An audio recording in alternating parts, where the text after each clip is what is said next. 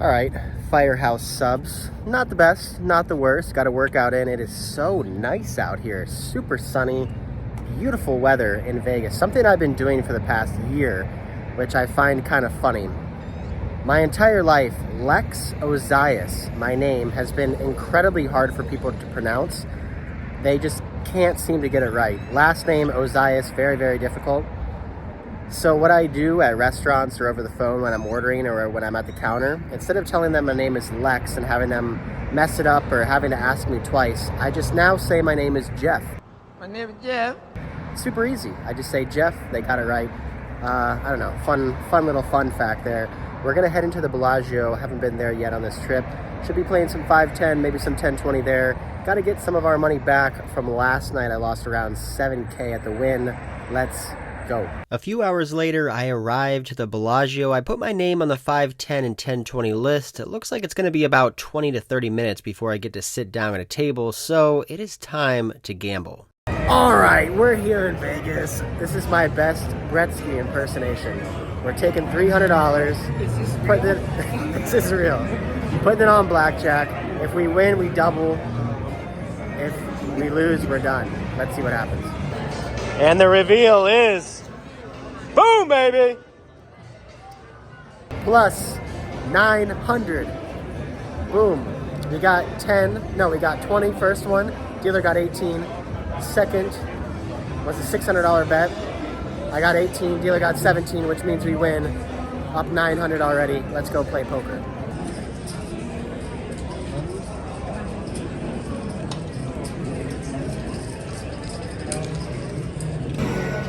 Okay, I would say some incredible run good just happened.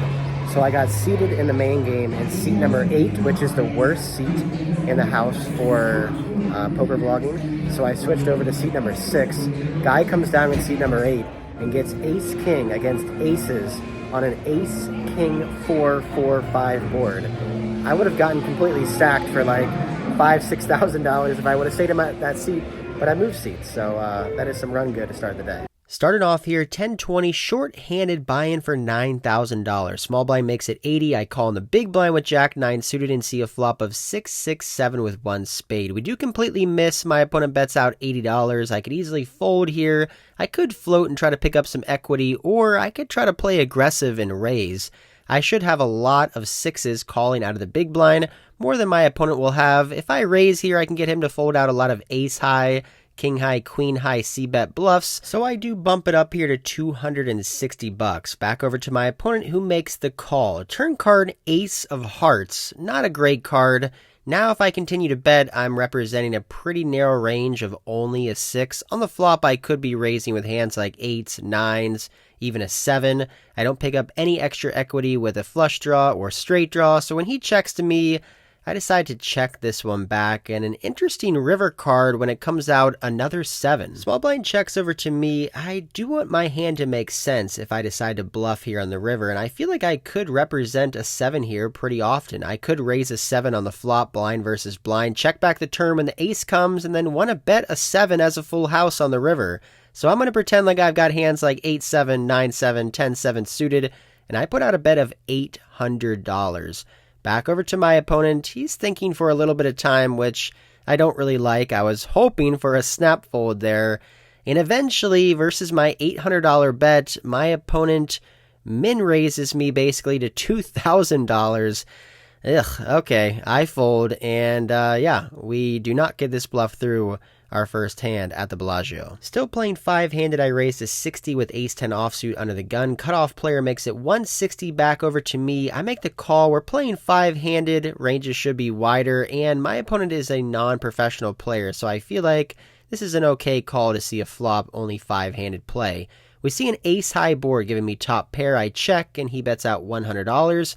When you call a 3-bet with ace-10 offsuit and flop top pair, there is just no way you're folding, so I make the call for a $100 chip. Turn card 5 of clubs, brings in the flush. I check, and he instantly checks back. River card 10. Top 2 pair, 3-bet pot. We are going to bet here, but for what sizing? I feel like going around a pot size bet is good. I think he's going to have a lot of ace-x holdings here, or maybe he'll get curious with hands like jacks, queens, or kings. I bet out $500 back over to the cutoff. thinks for not too long and calls.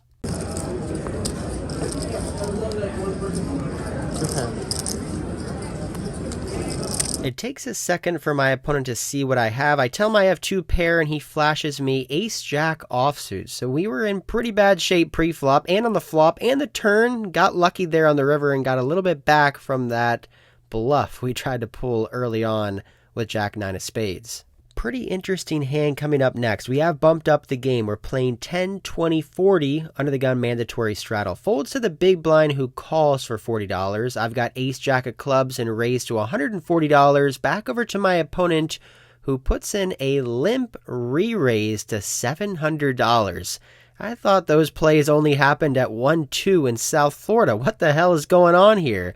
When I glance over to my opponent on the right, he looks like a GTO wizard type of guy, and I do know that there is a strategy when you're playing big blind versus straddle that you'll have a 100% call range with all the hands you want to play. Instead of folding, calling, and then raising with your hands, big blind versus straddle, every single hand they want to play, they just call, looking to either call and fold to a raise by the straddle, call and then call a raise by the straddle, or call and limp re-raise their strongest hands. The reason that they do this is to play balanced, meaning that if you're playing blind versus blind and your opponent is always raising their strongest hands and then just calling with their weakest hands, the other player can easily exploit them by just raising every single time they call. So with all that being said, all those words in there, basically I think he's going to have a wider range than just aces, kings, and queens when he does this limp re-raise. He can have a lot of suited connectors, suited broadways, offsuit broadways,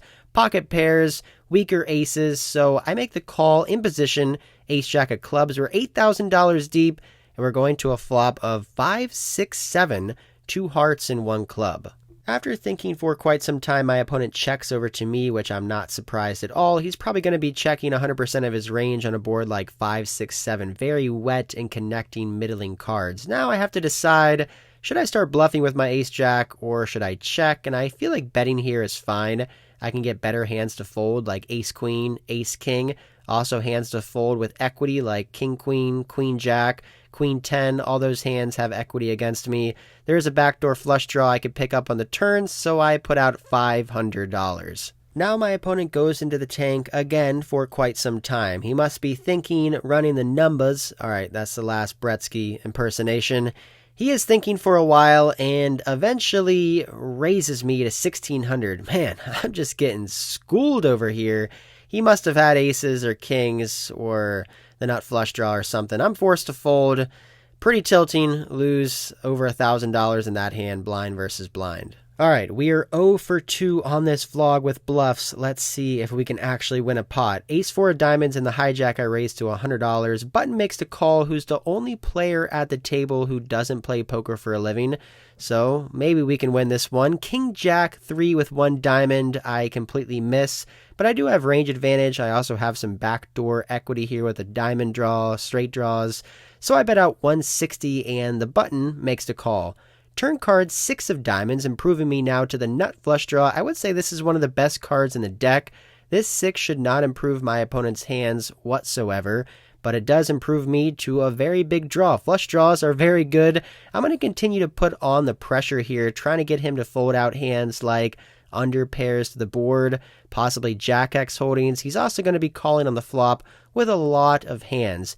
Gut shot straight draws, ace high hands, backdoor, floating hands, whatever. I think it's a good spot to bet big, so I make it $540. And unfortunately, my opponent makes the call. I don't think I'm going to put another cent in this pot until the river is the king of diamonds. We go runner, runner, perfect, perfect, nut flush. Now the board is paired, so we don't have the absolute nuts here, but ideally we have the best hand possible. Now I think to myself, what is the best way to make the most money out of this hand? Most of the time in poker, when you make a good hand, you should just bet. But I actually think a decent strategy here would be to check, looking to check raise all in. Now you may be thinking to yourself, why would you ever check when you actually got there with a nut flush? Well, once my opponent calls on the flop and then calls again on the turn, I think he's heavily weighted to having King X holdings for top pair, which now have improved to trips. So if I check to him, he's most likely certainly going to be betting trips with hands like King 10, King 9 suited, King Queen, and then I can put in a check raise for his last $5,000 or $4,000. Now also, if he was calling with a draw, a hand like Queen 10, or maybe a flush draw, if I check to him, maybe it will induce him to bluff with those hands like Queen 10 or a miss flush draw. When I bet, he would just fold all those hands. So I think checking here is actually the best play. It allows him to bluff with hands that he missed with. It also allows him to value bet with King X hands, and then maybe we can get his whole entire stack when we decide to go all in. So with all that said, I check over to my opponent, who does bet for a big sizing of $1,500. I actually got spooked for a little bit of time here facing this $1,500 bet. I didn't think he would bet this big on the river, so I thought about maybe just calling, but then after thinking through the hand, pre-flop action, flop, and turn action, I just don't think he's going to have really any full houses the way he's played this. So we're going to stick with the plan and we're going to go all in. I take my time, glance over at his stack. He's got $4,000 left. So far this trip to Vegas hasn't gone the best. I busted out of a 10K tournament. I lost over $6,000 the night before at the win. If we could win a huge pot, it could turn us around on the trip. Let's hope to get called here. I am all in. All in. Right, all in. I've said this time and time again on this vlog. When you're going all in on the river with a strong hand but not the complete nuts, you're just praying you don't get snap called. And we do fade the dreaded snap call here with the ace high flush, which means he doesn't have a full house and we for sure have the best hand. Rooting for a call now. After about a minute or so, it just kind of looks like he's Hollywooding. I actually don't even think he has a king. I think it's possible he was just bluffing. He's kind of going back and forth, looking at his hand, but from what I've seen before the past couple of years of playing poker, it doesn't really look like he's trying to make a decision. Kind of looks like he's trying to save face, like he actually has a decision, and he probably doesn't have much of a decision at all. Either way, he folds, and we win this pot with the ace high flush, check raise all in on the river, which gets us back up to around a $9,000 stack, winning a couple $100 so far on the day. Over the past couple months, I've been playing a lot of online poker on my phone, either playing tournaments or cash games when I'm bored. If you're interested in playing some online poker with me, go down into the description below in this video and follow the directions. Get yourself on and try to win some money. It's been about 2 hours and we're still playing short-handed. I'm getting hungry. It's around dinner time, so I decided to take a break and just take my wins here of a couple $100 at the 10-20 game, head over to Lemongrass at the Aria.